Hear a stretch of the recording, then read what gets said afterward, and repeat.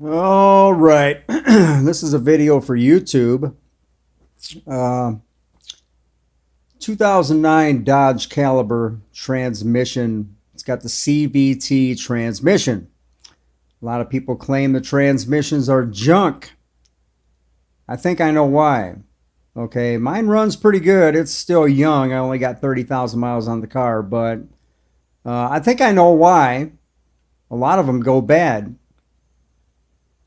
1 second. Okay, so I got about 30,000 miles, so I figured I'd change the training fluid. And this is what they give you. Okay, this is one of the filters. This goes underneath the battery. You pop the hood, you take the battery out, and then the cover that the battery sits on, there's a base down there. You got to take that out. And then there's a round cylinder down there. Looks pretty easy. All you do is take the screws out, and then this filter is inside of there. This is as big as a fuel filter. Okay, so you imagine how fast this thing gets plugged up. So if you are not changing your fluid at least every 30,000 miles, okay, then you got a good shot of ruining that transmission. That's my opinion. Okay, so you guys got to change it at least every 30. And then this goes down underneath the pan. Look at how small this is. Okay, it's got a screen in there to filter out any kind of larger particles. And that's it. This is real small, unlike the normal ones that go into normal cars, as far as I know. Now, okay, once again, guys, so here's what I'm going to tell you how to do it. This is what I'm going to do. I'm going to drop the pan, okay, but I put a large plastic container down there to catch all the oil. Because with a CVT transmission, you want to make sure you put in the right amount of oil. Whatever comes out of there, you want to put it back in. Okay, about the same amount. You don't want to overfill it. You don't want to underfill it. As close as possible before you start it up and start checking the levels. Okay, so I capture all the oil that comes out of the pan, and on top of that, I'm going to put in a plug where I'm gonna drill a hole in the pan, and they got those plugs where you can just unscrew them on the bottom. It's a lot less mess to drain the oil from the transmission pan. I'm going to do that. They cost about $4 or $5. So I'm going to put that on. I'm going to drain the pan, collect all the oil, take this filter out, collect all the oil, and then I put in full synthetic CVT transmission fluid. Now, guys, it's $11 a quart for that crap. And I guess with a full transmission change, you're going to use up to 9 quarts. So you're looking at almost $100 just for the oil, which is absolutely pathetic, man. I remember back in the day when I was a teenager, I could buy transmission fluid for $1 a quart. Cost me $10, you know, for all the fluid I needed. Now you're up to 100. Talk about inflation, right? So anyway, here's my plan on that.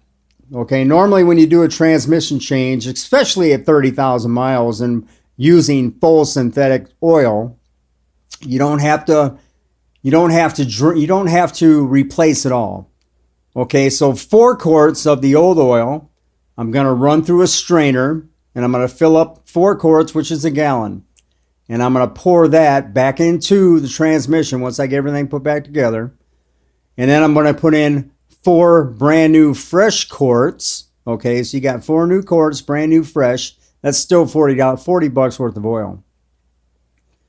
And then if I got to add a little more, I'll go ahead and do that. But anyway, you can take that oil, get a pitcher, and on Amazon, you can buy a cheesecloth strainer. And you pour the oil through there, and it takes out any contaminants or whatever, man. It's basically making sure there's nothing that you're pouring back into the transmission that's going to be bad. It's going to filter it. Okay, so just pour that oil back in. There's still oil in there. You guys, even when you drop the pan and drain out all the oil, there's still oil up in the transmission that you don't get out. The flywheel, not the flywheel, your torque converter on standard transmissions, they're all full of oil that you never get out. There's no reason to flush the whole system. You don't want to do that anyway. You always want to leave some of the old oil in there so it just mixes with the new oil. And then, you know, otherwise you start trying to flush a transmission, you can jack them up. You know, everybody knows that. Some people do, some people don't. So that's the plan. I'm going to strain out at least a gallon, 4 quarts, and put that back in, and then put in 4 fresh quarts. The pan itself, if it doesn't have a magnet in there, I got some rare earth magnets that I'm going to put down in the pan to collect any you know, shavings or whatever might come that way. So that's a must. And when you check the oil, always check it. Okay, now you got to get on eBay. They have a dipstick that you got to buy because these particular cars, they don't have dipsticks. They don't want you to do your own oil. They want you to bring it into a dealership and spend $300. Okay, get on eBay. You can buy a dipstick. It's got a flat bottom on the dipstick, and you can use it. It's got a chart that tells you what the level is supposed to be.